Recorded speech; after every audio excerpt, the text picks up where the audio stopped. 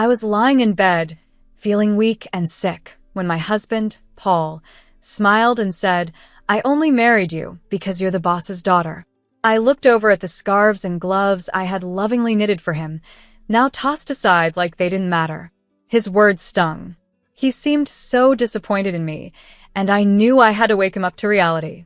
I chuckled at the thought of him realizing how wrong he was, thinking everything was going his way. My name is Kelly Riley. I've been married to Paul for 6 years now. We don't have any children, but we've been living happily together. Paul works a lot and is often away from home. Sometimes I feel lonely, but he always makes an effort to spend time with me on his days off, which helps me manage the loneliness. I met Paul through my father, who was his boss at the time. After we got married, Paul suggested that I become a stay-at-home wife. It seemed like a good idea to me, and I had plenty of time for myself. While supporting Paul, I started making friends with the neighbors, doing some exercise, and taking up sewing. I tried different things to fill my time, but sewing and knitting became my favorite hobbies. Every winter, I would knit scarves and gloves for Paul. My first few attempts weren't great, but I got better with time. Eventually, Paul even told me they were as good as the ones you could buy from a store. Hearing his kind words made me love sewing even more. I dreamed of one day sewing with our future child. I mentioned it to Paul, and he smiled, saying, "Maybe I'll join in and learn when the time comes." It was moments like these that made me feel happy in my life. I also made sure to take good care of the house and always spent quality time with Paul when he had days off. Thanks to his good salary, we had a comfortable life, and from the outside, I probably seemed very lucky. I had no complaints and thought we would continue living quietly like this, just the two of us, with hopes for a child in the future. But about 3 years ago, things started to change. One evening, I was waiting for Paul to come home, as I always did. Suddenly, I felt dizzy and collapsed. Paul had just returned from work and rushed me to the hospital. When I woke up, I found myself lying in a hospital bed. From the conversation between Paul and the doctor, I learned that my condition wasn't minor and would be something I'd have to deal with for the rest of my life. Thankfully, it wasn't life-threatening, but the doctor warned that it could happen again. They recommended I stay in the hospital until I was a bit stronger. Seeing that I was worried, Paul reassured me, "It looks like you'll be in the hospital for a while, but it's okay. I'll come visit whenever I have time off from work. We'll get through this together." He held my hand as he spoke, and his words eased my fear. With my supportive husband by my side, I believed that everything would be fine, even though there wasn't any real reason to think that. True to his word, Paul visited me almost every day after that. He held my hand, asked me how I was feeling, and tried to keep my spirits up. When I told him the hospital days felt long and boring, he brought me my favorite sewing tools. We would sit together, sewing and chatting about little things that happened during the day. Teaching my clumsy husband how to sew was especially fun, and it made me forget the boredom for a while. These happy moments in the hospital went on for about a year. Last winter, I made him another scarf as part of our yearly tradition. But after that, I noticed Paul started visiting less and less. Now, if he showed up once every few weeks, I considered myself lucky. At first, I thought he was just swamped with work, so I kept myself busy with sewing. I even started making a pair of gloves to surprise him the next time he came. The doctor told me I might be able to go home by the end of the year, so I planned to give Paul the gloves as a gift when I was discharged. I put all my love and effort into making those gloves, hoping they would help bridge the time we had been apart. But when Paul finally came to visit after a long absence, his reaction crushed me. I handed him the gloves, and instead of being happy, he looked at them with cold eyes and said, "Are you still making these? They're just becoming a nuisance now." Then, without a second thought, he handed me the scarf I had knitted for him last year, along with divorce papers. The scarf looked untouched, like he had never even worn it. "Has it been 3 years since you've been in the hospital? I heard you'll be discharged soon, but I can't keep taking care of you," he said. "We should get a divorce." I looked down at the divorce papers when I heard Paul's words. He had already signed them. I thought to myself, so, this is where we've ended up. To be honest, ever since he stopped visiting me regularly, I had considered the possibility of divorce more than once. I tried to push those thoughts away, convincing myself that he was just busy with work. But deep down, I knew better. The Paul the First knew would never ignore me, no matter how much work he had. If his job had really gotten busier, he would have told me. When he started disappearing without any explanation, I had a feeling this was coming. That's why, when I asked him why he wanted a divorce, I wasn't as upset as I thought I'd be. I wasn't trying to hold on to him. I knew I had probably become a burden to him. If the kind Paul the First used to know was now asking for a divorce, I figured I didn't really have a choice. But I was still curious. He had once promised we'd get through this together, so I wanted to know why he had changed his mind. When I asked, Paul responded, "Isn't it obvious? Ever since I married you, all I've had are problems. I'm sick of the scarves and gloves you give me every year. I only married you because you're the boss's daughter.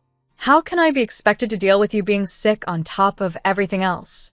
He laughed in a way that felt like he was mocking me. It was as if all the joy I had found in our life together, all the talks we had about love, happiness, and loneliness, meant nothing to him. He made it clear that he thought I was a fool for believing in those things. He continued, "Who even wears a handmade scarf anymore without feeling embarrassed? Getting gifts like that is just annoying." As I listened to him, I glanced at his neck and noticed a high-end scarf I didn't remember giving him. Compared to the scarves I made for him, this one was obviously of much better quality. There was no point in comparing mine to that one. It made me wonder if he had ever actually worn any of the things I made for him. He must have hated them all along, and I just never realized it. After I was hospitalized, my father retired from the company shortly after. That meant Paul no longer had to pretend to care about me to stay in my father's good graces. Plus, having a sick wife might have been a convenient excuse for him at work. In the first year of my illness, he made a big show of visiting me whenever he could, balancing work and showing concern for me. I could easily imagine my father, before he retired, praising Paul at work, saying how hardworking he was while also taking care of his sick wife. Paul had built this image of being a caring husband, and his co-workers respected him for it. But now, it seemed that once my father retired, Paul didn't see any value in me anymore.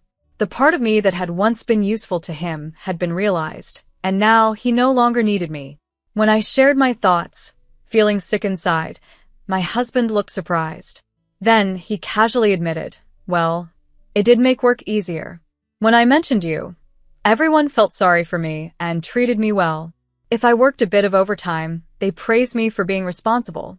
And if I wanted time off, all I had to say was, 'My wife is sick,' and that was it." He said all of this without a hint of regret. He had used my illness to his advantage in ways I had never noticed. As for the promotion I'm up for, he continued, "I mean, the others are idiots, but I do have to thank your illness for that." I listened quietly with my head down. When I finally looked up, I saw a smug grin on his face. The man I once loved was gone, replaced by someone I didn't recognize. This was his true self. "Well, if I was able to help you, I guess that's good," I said. "We probably won't see each other again, so take care." I handed him the divorce papers. He had no more use for me after that, and quickly turned to leave. And just like that, our divorce was final. After he left, I cried softly to myself. After some time, I was discharged from the hospital and went back to my parent house. When my father heard what had happened, he was furious. "I never thought he could be that kind of person," he said, his voice raised. But for me, it didn't matter anymore. I calmed my father down and told him that once I cleaned up the house, I wanted to move back in with my parents. They understood and told me to do whatever made me happy. For now, I decided to live with them. Before moving back in with my parents, I wanted to visit the house where I had lived with my husband. But when we got there, I found that the front door lock wasn't working. My parents and I exchanged confused looks and decided to ring the doorbell. A stranger answered the door. Feeling puzzled, I asked him about the situation. He told me that he had bought the house a while ago and had been living there for a few months with his wife and child. They seemed happy. My parents were even angrier after hearing this, but I didn't want to cause any trouble for the new family. I bowed my head and quietly left. However, I couldn't just leave it like that, so I called my ex-husband right away. On the phone, he answered casually, Oh yeah, I sold the house while you were in the hospital. Keeping the money from the sale is like compensation for me. It was my house to begin with, so you don't really have any complaints, right? I couldn't help but sigh at how indifferent he was. I wish he had told me sooner. From what the new owner said, the house had been sold quite a while ago. My husband probably put it up for sale about a year ago, around the time he stopped visiting me. Even if he had planned to divorce me, selling the house without discussing it with me was just outrageous. Our divorce had already been finalized when we signed the papers, but since I was still in the hospital, we had agreed to talk about compensation and dividing assets after my discharge. We had a meeting planned for next week, but he decided to act on his own. It was unbelievable. What made it worse was that he didn't even think he had done anything wrong. So, I calmly told him over the phone, "You really don't understand anything, do you?" "Huh? What do you mean?" he asked, sounding confused. "I'll explain everything in detail next week," I replied and hung up the phone. I smiled at my worried parents and then turned to my father. "I need a favor," I said, sharing my plan with him and asking him to help me get ready for what was coming. "I understand," my father said, his face serious but supportive. "I've already prepared the necessary documents. There's not much time before the meeting next week, but we'll manage." I could see a hint of regret in his eyes, probably because he had once recommended my husband to me. But his anger at what my husband had done seemed to drive him to help me as much as he could. I thanked my father and waited for the day of the meeting. The thought of seeing my husband's reaction made me smile for the first time in a while. With my father's help, we got everything ready for the meeting. We decided to hold the discussion at my parents' home. My parents and I sat together on one side, and my husband sat alone across from us. I'm sure he knew my parents were hurt by the divorce, but it didn't seem to bother him anymore. He didn't show any sign of respect towards them, and his face even held a hint of a smile. His attitude was arrogant, as if he didn't have anything to worry about. "I'm the victim here," he began, "but I'm not going to ask for too much. The money from the sale of the house will be enough." He spoke as if he was being generous, like he was doing us a favor by not asking for more. Seeing his smug attitude, my father's face turned red with anger. I gently placed my hand on his to calm him down. There was no need for us to get upset. We knew that in this discussion, my husband was the one who would be at a disadvantage, not us. "There's something important we need to talk about first," I said, keeping my voice calm. I spoke up and my father handed over a document. It was proof that the land where the house stood was owned by him. "Yes, the house was in your name. There's no question about that," I said. "But the land the house was built on belongs to my father, and he still holds the title to it. That's clear from this document, right?"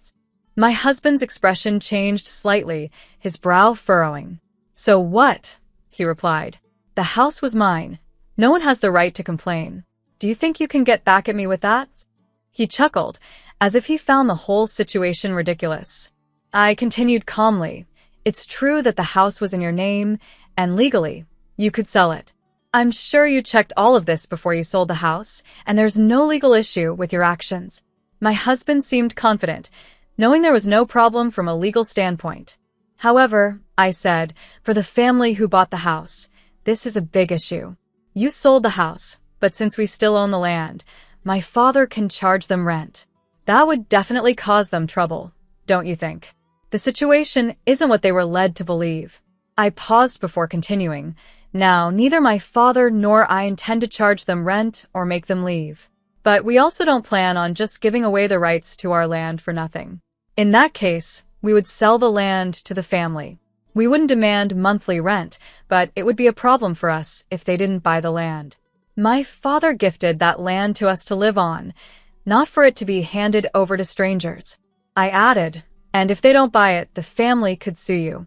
As I said, the deal wasn't what they expected. Can you imagine their frustration? They thought they were buying their dream home, only to find out the land isn't theirs, and they now have more expenses. After we obtained proof of my father's ownership of the land, we went straight to the new family and explained the situation. Thankfully, they understood and agreed that if there was any trouble, it was the seller's responsibility.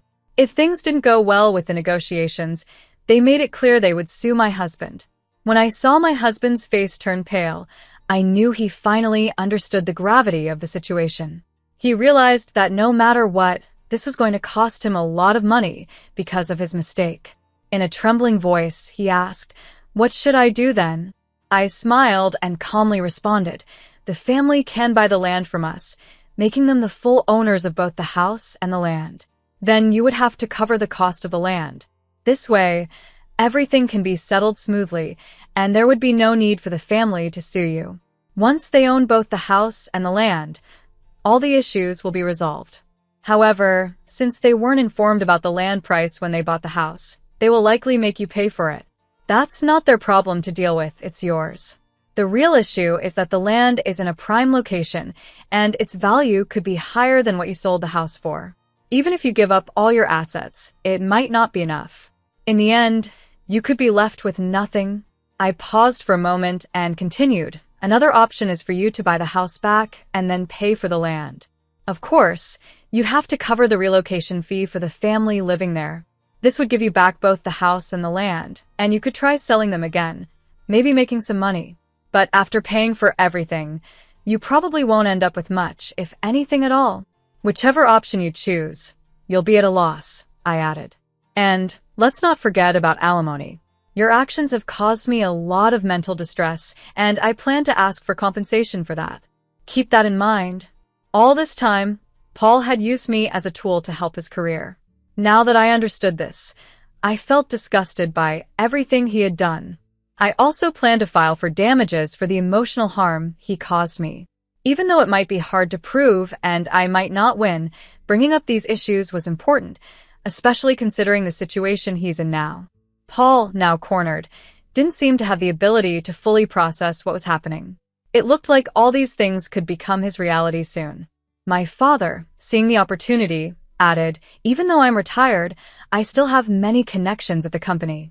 I've been talking to some of my old colleagues, and they've told me what you've been saying about my daughter and how you've treated her. People at work have lost all respect for you, Paul." With a cheerful smile, my father delivered this news, and I could see Paul finally grasping the seriousness of the situation. The status he had built by using me and the money he had gained from selling the house without my consent, none of that mattered anymore. "Now," I said, clasping my hands together with a smile, "let's discuss what comes next.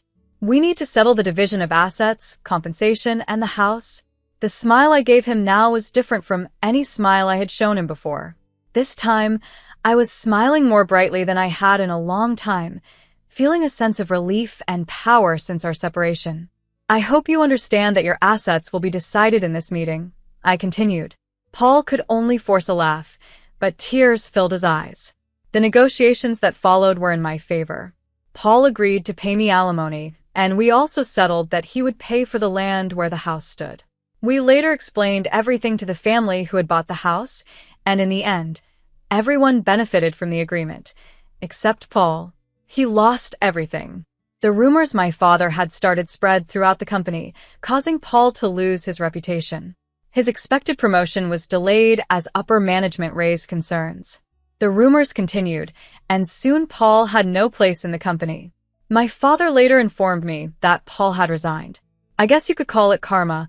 Things gained through using others can disappear just as easily when someone decides to take action.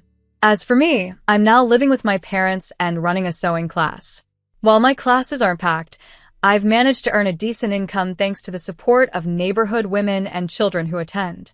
Even though I never had the chance to sew with my own children like I once dreamed of, I've realized that sharing what I love with others brings me real happiness.